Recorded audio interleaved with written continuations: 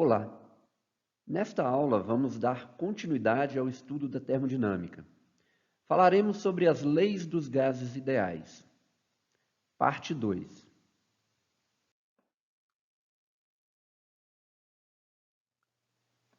Neste momento, vamos fazer uma breve pausa ao estudo de transformações termodinâmicas e realizar uma análise do movimento de uma partícula em uma caixa, assim traçando um paralelo entre este movimento e as variáveis pressão, temperatura e velocidade quadrática média. Aqui temos uma figura que ilustra uma única molécula dentre várias de um gás no interior de uma caixa. As moléculas do gás se movem em todas as direções e com várias velocidades, colidindo umas com as outras e com as paredes do recipiente. Iremos analisar o momento do choque, que consideraremos um choque elástico das moléculas com a parede da caixa. Mas como se trata de um choque elástico, podemos afirmar que há conservação de energia cinética, ou seja, a energia cinética antes do choque deve ser igual à energia cinética após o choque. Mas a energia cinética ela é igual à metade do produto da massa multiplicado pelo módulo da velocidade ao quadrado. Assim, teremos que a metade da massa vezes o módulo da velocidade antes do choque ao quadrado deve ser igual a metade da massa vezes o módulo da velocidade após o choque ao quadrado. Simplificando os dois membros da equação, teremos que o módulo da velocidade antes do choque é igual ao módulo da velocidade após o choque. Sendo a colisão com as paredes muito rápida, a força mais intensa que atuará na partícula será a força normal. Com isso, podemos desprezar a atuação de outras forças. A força normal, sendo perpendicular à parede, portanto paralela ao eixo x, fará com que a velocidade da molécula se modifique somente ao longo desse eixo. Mas como o módulo da velocidade antes e após a colisão são iguais, então podemos concluir que a componente da velocidade ao longo do eixo x antes da colisão deve ser igual ao negativo da componente ao longo do eixo x após a colisão. Se a componente do vetor velocidade Vx irá variar, então a componente do vetor momento linear Px também irá, pois o vetor momento linear é dado pelo produto da massa vezes o vetor velocidade. Assim, a variação da componente do momento linear ao longo do eixo x durante a colisão será igual à diferença entre as componentes ao longo do eixo x dos momentos lineares após o choque e antes do choque. Mas Px após o choque é igual a massa vezes Vx após o choque. E Px antes do choque é igual a massa vezes Vx antes do choque. Substituindo Vx antes do choque por menos Vx após o choque, teremos que a variação do momento linear será igual a massa vezes Vx após o choque, menos a massa vezes menos Vx após o choque. Portanto, em módulo, teremos que a variação do momento linear ao longo do eixo x é igual a 2 vezes a massa vezes Vx. O intervalo de tempo entre duas colisões consecutivas na mesma parede é igual ao tempo para a partícula se deslocar ao longo do eixo x a uma distância 2L, com velocidade Vx igual a 2L dividido por ΔT. Portanto, ΔT é igual a 2L dividido por Vx. Assim, o módulo da força Fx exercida pela molécula sobre a parede da caixa ao longo do eixo x, que é dada por ΔPx dividido por ΔT, será igual a 2 vezes a massa vezes a velocidade ao longo do eixo x, dividido por 2L sobre Vx.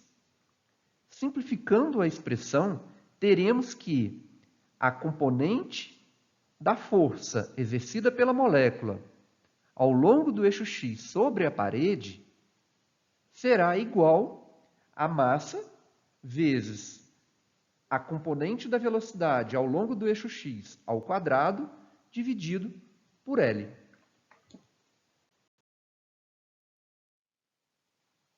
Como existem N moléculas do gás de mesma massa m, colidindo na área achurada, a pressão total devida a essas moléculas será: pressão total é igual ao módulo da força resultante na direção do eixo x dividido pela área da face do cubo, que é dada por L ao quadrado.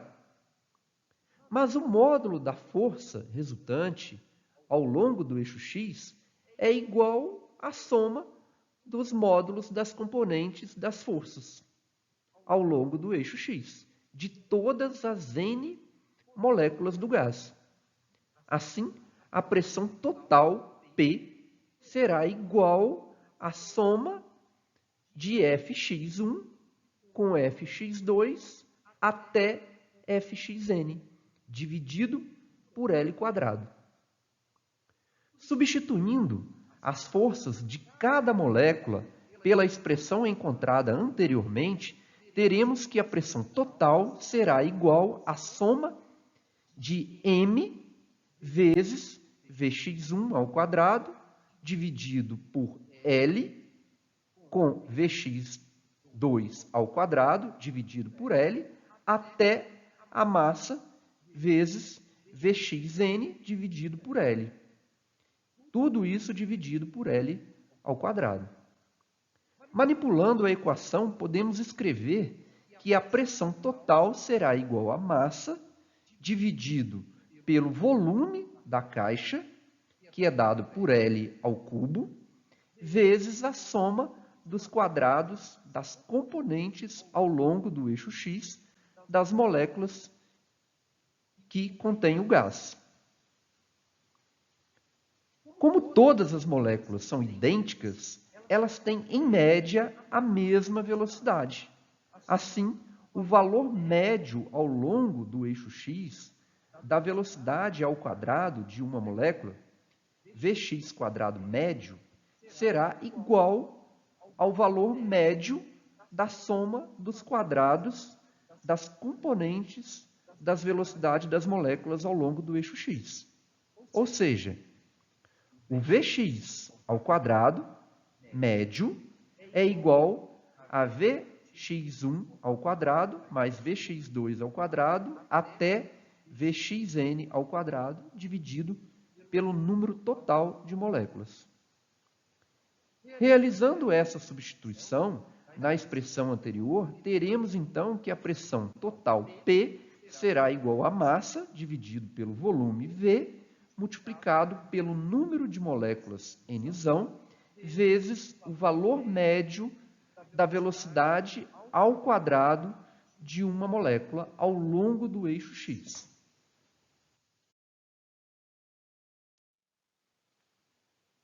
Sabemos que o número de partículas presentes no gás é igual ao número de mols vezes o número de Avogadro.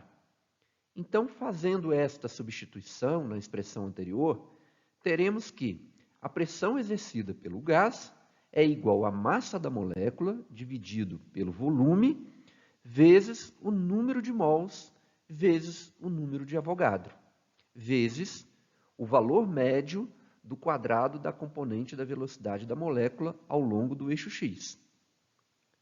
Lembrando que a massa molar é igual à massa da molécula vezes o número de Avogadro, e fazendo essa substituição na expressão, teremos que a pressão do gás é igual ao número de mols vezes a massa molar dividido pelo volume e multiplicado pelo valor médio do quadrado da componente da velocidade da molécula ao longo do eixo x.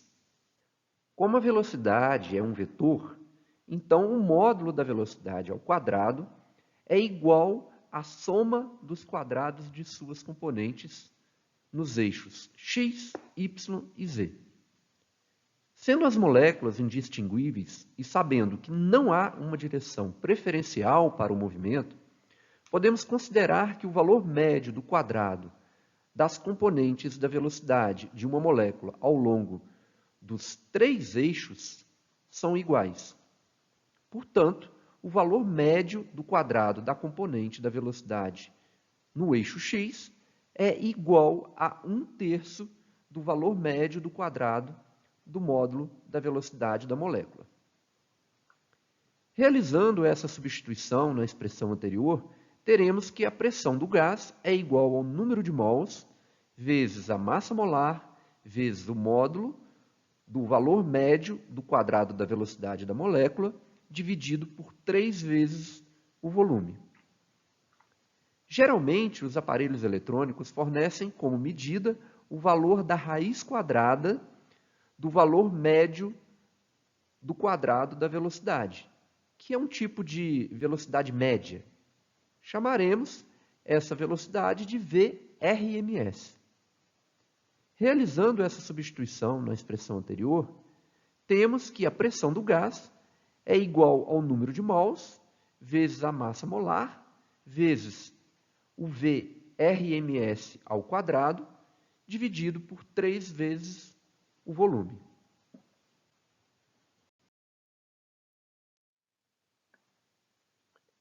Considerando que o gás utilizado foi um gás ideal, podemos utilizar a equação de Clapeyron na expressão determinada anteriormente e isolar a velocidade RMS, obtendo que a velocidade quadrática média, VRMS, é igual à raiz quadrada de 3 vezes R vezes T dividido pela massa molar emissão, onde R e emissão são constantes. Devemos chamar a atenção para o fato de que, para um tipo de gás, esta expressão demonstra que a velocidade quadrática média depende somente da temperatura, o que está de acordo com a definição de temperatura, estudado anteriormente.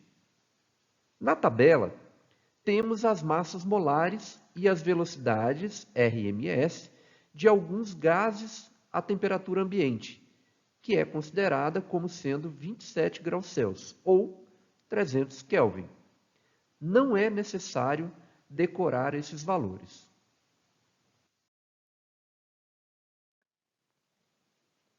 Uma molécula pode ter 3 tipos de energia cinética. A energia cinética de rotação, a de vibração e a de translação. Neste momento, vamos analisar a energia cinética de translação. Como estamos considerando que a energia total do sistema se conserva, pois os choques são elásticos e o tempo de observação é muito grande, podemos considerar, então, que a energia cinética média por molécula é igual ao valor médio da metade da massa vezes a velocidade ao quadrado, que é igual a metade da massa vezes o valor médio da velocidade da molécula ao quadrado. Portanto, deve ser igual a metade da massa vezes o quadrado da velocidade quadrática média. Substituindo a expressão da velocidade quadrática média, teremos que a energia cinética média por molécula é igual a 3/4 do inverso da massa molar dividido pela massa da molécula e multiplicado por R vezes T. Mas sabemos que o número de Avogadro é igual à massa molar dividido pela massa da molécula. Assim, fazendo uma substituição na equação anterior, teremos que a energia cinética média por molécula será igual a 3/4 de R vezes T, dividido por Na. Mas a divisão de R por Na é igual à constante de Boltzmann. Portanto, a energia cinética média por molécula será igual a 3/4 de kT. É de extrema importância perceber que, a uma dada temperatura T, todas as moléculas de um gás ideal, independentemente de suas massas, têm a mesma energia cinética translacional média. Portanto, quando medimos a temperatura de um gás, de certa forma, estaremos medindo a energia cinética translacional média de suas moléculas.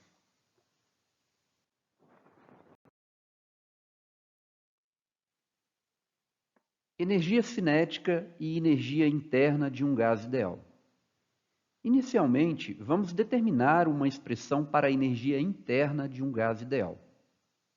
Para um gás ideal monoatômico, a energia cinética mais importante é a energia cinética de translação, em comparação às energias cinéticas de rotação e de vibração. Além disso, como se trata de um gás ideal, como já discutido anteriormente, a energia potencial ela é insignificante em relação à energia cinética. Assim, como a energia interna do gás é igual à soma das energias potenciais e cinética de todas as moléculas que o constituem, então podemos dizer que a energia interna para um gás ideal monoatômico é simplesmente igual à soma das energias cinéticas de translação de todas as moléculas. Como as moléculas são idênticas, então a energia interna é igual ao número de moléculas vezes a energia cinética média de uma molécula, a qual é igual a 3/4 de kT.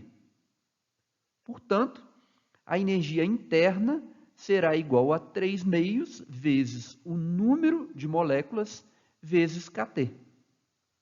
Mas o número de moléculas é igual ao número de mols vezes o número de Avogadro. Devemos lembrar que o número de Avogadro vezes a constante de Boltzmann é igual à constante R universal dos gases ideais.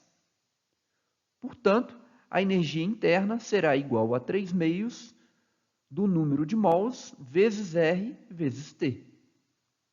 Então, temos duas expressões para a energia interna do gás ideal monoatômico. Ou seja, a energia interna é igual a 3/4 do número de moléculas vezes kT ou 3/4 do número de mols vezes RT.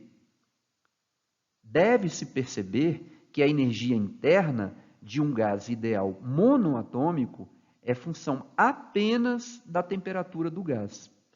Portanto, não depende de qualquer outra variável.